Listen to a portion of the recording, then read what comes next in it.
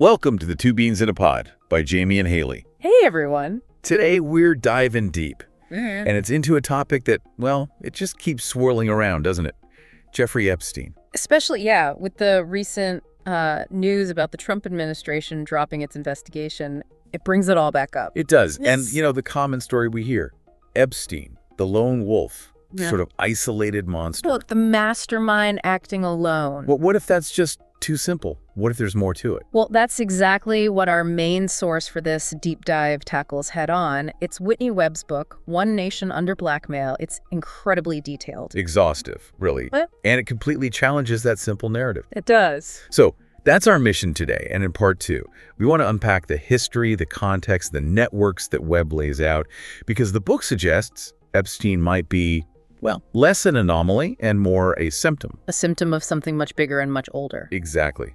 So this is part one of our look into One Nation Under Blackmail. And it makes you ask these fundamental questions the book raises.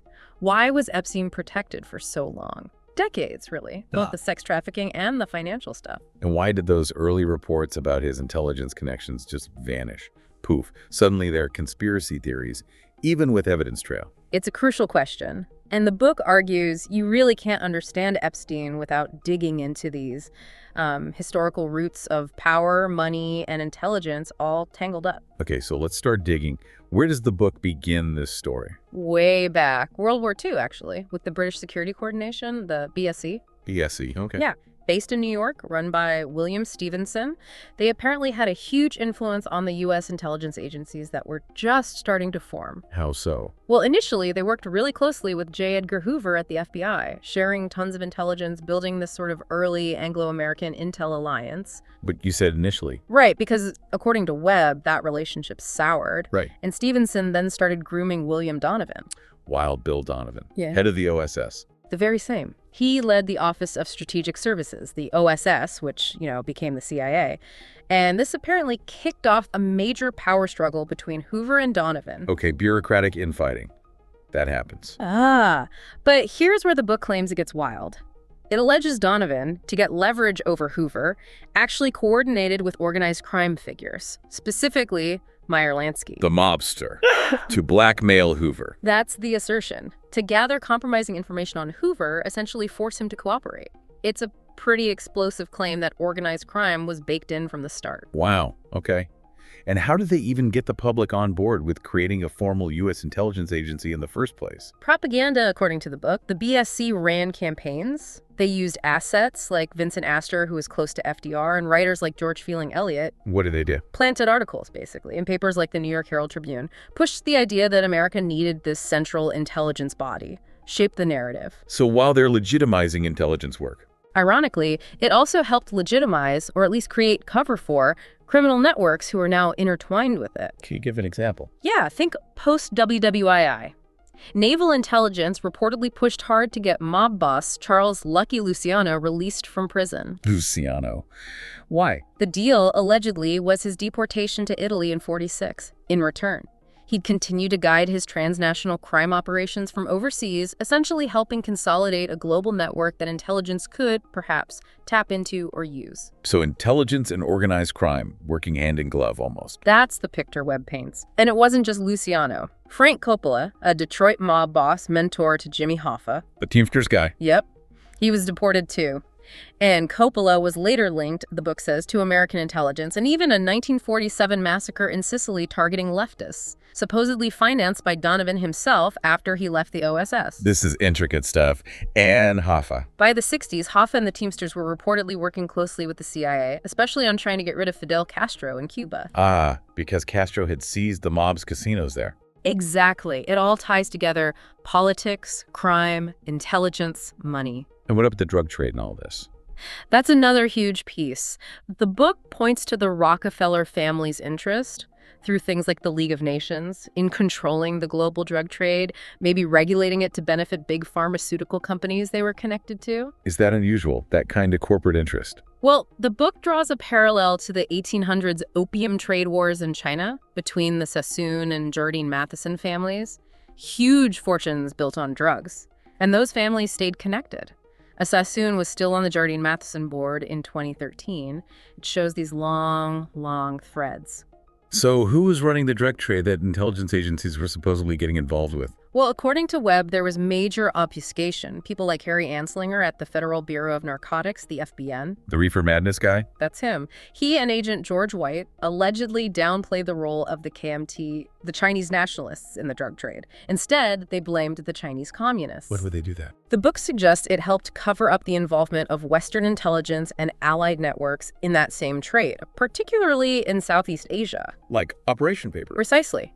Led by figures like Paul Hellowell, remember that name? He pops up again. An OSS veteran turned mob-linked banker. This operation, Webb writes, involved U.S. intelligence basically enabling, or turning a blind eye to, KMT-linked drug traffickers, expanding opium production massively after WWII. Now the money from that, where did it go? Laundered into booming real estate, the high-tech sector, Las Vegas casinos, modern tourism, all fueled in part by these illicit proceeds finding their way into the legitimate economy. It's staggering. And it gets even darker, doesn't it? With programs like MKUltra. Oh, absolutely. Sidney Gottlieb at the CIA, overseeing MKUltra, experimenting with LSD, other drugs, sensory deprivation on unsuspecting people in CIA safe houses, New York, San Francisco, just exploring control, manipulation. It shows the extremes these networks were willing to go to. Okay, so we have intelligence, crime, drugs, propaganda, early blackmail. Oh. All swirling together.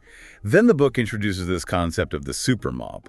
What's that? It's not just the mafia, as you might picture it. Webb describes it as this higher echelon, a nexus of very wealthy, very powerful people whose interests span legitimate business, politics, and organized crime. They moved easily between those worlds. Like who? Who are these figures? People like Henry Crown in Chicago. His company, Material Service Corporation, got huge WWII contracts, apparently thanks to his ties to Jake Avery, who ran military PX facilities. And Crown's son. Lester Crown. He later co-founded the Mega Group, an influential pro-Israel lobbying and funding group with Leslie Wexner. Wexner, Epstein's main patron. Okay, the name connection is there. Who else? Sidney Korsak. A lawyer, but really a fixer. The book says he set up frontmen for mob figures like Mo Dalitz in Vegas casinos, Julius Caesar Stein, founder of the massive talent agency MCA. Allegedly, Al Capone secretly owned a piece of it. A cozy relationship, I bet. Ensured smooth business, let's say. And Abram Pritzker of the Hyatt Hotel family. His investment firm was apparently set up with help from guys called the Brains of Chicago Rackets and facilitated investments for Meyer Lansky. It all connects back. So the supermob isn't just crime bosses, it's these big corporate players, too. Exactly. Blurring the lines completely. And their money needed a place to go, a place to be cleaned. Which brings us to Castle Bank and Trust in the Bahamas. Yes. A key hub described in the book. Managed by Pritzker's lawyer, Jake Cantor, and Paul Hellowell, again the OSS guy, now an offshore banking specialist with alleged ties to the Asian heroin trade. Quite the resume. Indeed. And Castle Bank's client list. According to Webb, gangsters, politicians, powerful businessmen, intelligence agencies like the CIA. The Pritzkers themselves were big depositors. Even Hugh Hefner had an account there. And they weren't just holding money, right? There was fraud. Oh, yeah. A big early one detailed is the International Computerized Land Research, or ICLR, fraud. Structured by Cantor, financed through Castle Bank, built buyers out of millions. Took forever to even try and untangle. But the bank itself survived. That's the key point. Webb notes how IRS investigations, DOJ probes into Castle Bank just got shut down, mysteriously quashed or ruled illegal. It had powerful friends, powerful depositors protecting it. Which leads us right into the really chilling stuff. Blackmail as a tool of control. Yes. The book focuses heavily on the alleged operations involving J. Edgar Hoover, the infamous lawyer Roy Cohn, and Louis Rosenstiel, the head of the Shenley Liquor Company. What did they allegedly do? The book cites testimony, particularly from a close associate of Cohn's, describing these parties in a blue suite at the Plaza Hotel in New York. Parties involving young blonde boys, used for sexual encounters with powerful men, including, the testimony alleges, Cohn and Hoover themselves. My goodness. And the quote from this associate is stark. About Cohn, he reportedly said, Cohn's job was to run the little boys. Say you had an admiral, a general, a congressman who did not want to go along with the program. Cohn's job was to set them up, then they would go along. Set them up for blackmail. Precisely. And Cohn apparently justified this, according to the source, as part of the fight against communism, a way to ensure loyalty or compliance. And Hoover. with his famous secret files. He used those files for leverage, absolutely. But the book also points out that Hoover's own private life was allegedly well known to the mob and intelligence circles for years, making him potentially susceptible to the same kind of blackmail he used on others, a cycle of compromised power. It seems so. And this didn't just end when these figures faded, did it? No, the influence network continued. When Rosenstiel retired, Webb writes, he sold his Manhattan townhouse, which was rumored to be bugged specifically for blackmail purposes, to an Israeli-American businessman named Meshulam Riklis. Yes, who later bought Rosenstiel's company, Shenley, and was also connected to that mega group co-founded by Leslie Wexner. You see the names cycling back again and again. It's like a relay race of influence and potentially compromising information. That's a good way to put it. Wow. Okay, we're about halfway through our look at part 1 here. And I mean, we've delved into some truly shadowy connections today. Yeah. It shows just how deeply intertwined legitimate power and, frankly, illicit operations seem to have been for decades, according to this book. Indeed. The narrative emerging from Webb's research is it's far more complex, far more disturbing than the headlines often suggest. These aren't just random scandals. The book argues they're persistent patterns. Patterns of influence, protection, power. And we've really only just begun to unpack the first part of this incredible book. If you're finding this deep dive as fascinating and maybe as unsettling as we are, please do remember to hit that like button and subscribe to Two Beans in a Pod. Yeah, it really helps us keep doing these kinds of investigations and bring them to you, so please subscribe if you haven't already.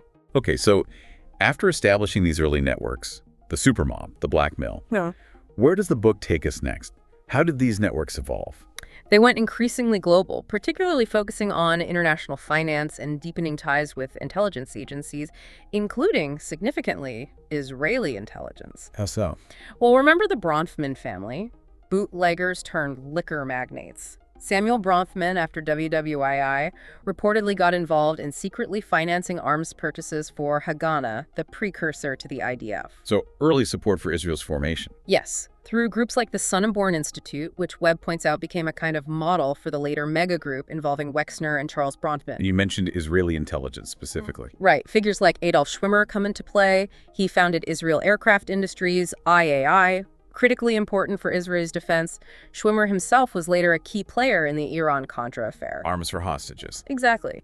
And IAI, the book notes, has always been deeply linked with Israeli intelligence, drawing many senior staff from Mossad and military intel. Okay, so defense industry ties. What about finance? A key figure highlighted is Tibor Rosenbaum and his International Credit Bank, or ICB in Geneva.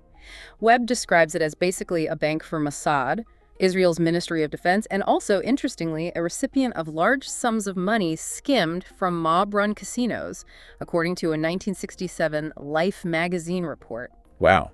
Mob money and state intelligence funds in the same bank. That's the picture painted. And you see other Lansky associates involved, like Benjamin Siegelbaum, who is connected to Lansky Banks, and also ICB's Geneva counterpart. And Bruce Rappaport. He's mentioned too. Another major player, a banker, shipping magnate. His network included people like Louis Mortimer Bloomfield, a very connected Canadian lawyer with deep ties to the Royal Bank of Canada and, again, the Bronfman family. It feels like a very interconnected global financial network underpinning a lot of this. Absolutely. Webb even points to entities like Permindex CMC, an Italian World Trade Center project, linked in investigations to the CIA, Italian intelligence, Mossad, and even the JFK assassination probe through Clay Shaw.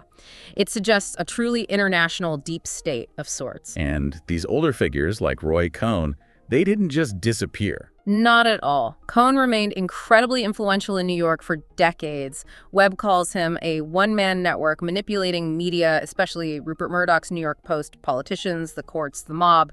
His father had deep political ties, too. His whole life seems embedded in these power structures. From his controversial appointment as Joe McCarthy's chief counsel, allegedly thanks to Hoover, onwards. Yeah.